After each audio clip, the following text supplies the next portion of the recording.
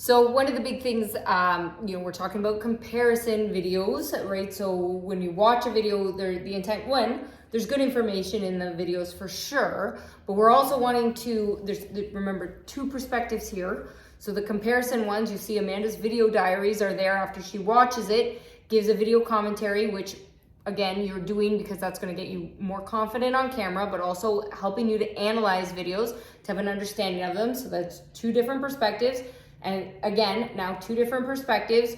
So we have, when you think of the internet and your target audience, and then now we have other courses and other things that this is a whole thing to really teach on with target audience and market. Like, understand that that's a big topic. We just want you to understand it in general. You have to think the beauty of the internet nowadays is the fact that people are in condensed areas.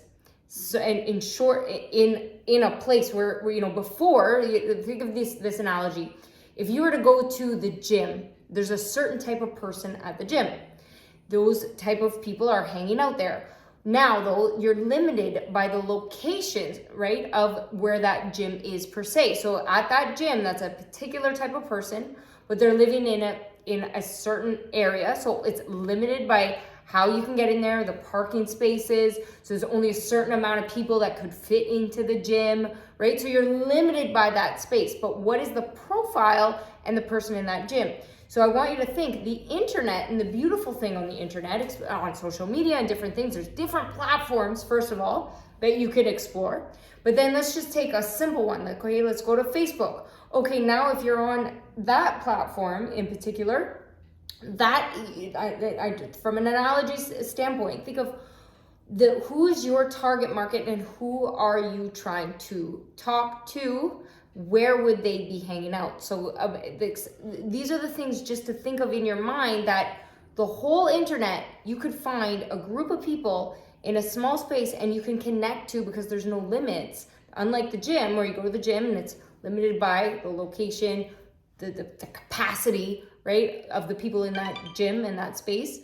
Now you can find people anywhere, and there could be hundreds, thousands, whatever. And that's actually why so many people have success on the internet fast and can make so much money on the internet, side note, or build a personal brand and get in touch with a lot of people. So those are the things just to keep in your mind as you're building out your community. So what to think about, tips, and remember, we're going back to also the analogy of the comparison videos. So the questions to ask yourself about your target audience would really be, where do they hang out?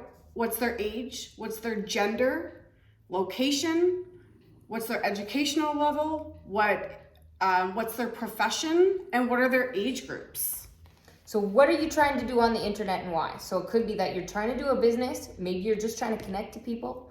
Maybe you're just trying to, with the intention. So you might not be at that part yet. You might, depending on where you're at, you might be at the part where you just want to get comfortable, having conversations in business in general.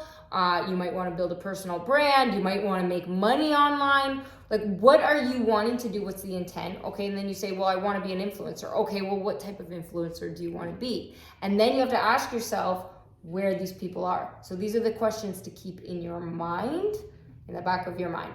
Tips and tricks, short, condensed. So I said this video doesn't go into the details too much. That's why you had the other 15-minute video, but just these are the quick little things to get your brain going.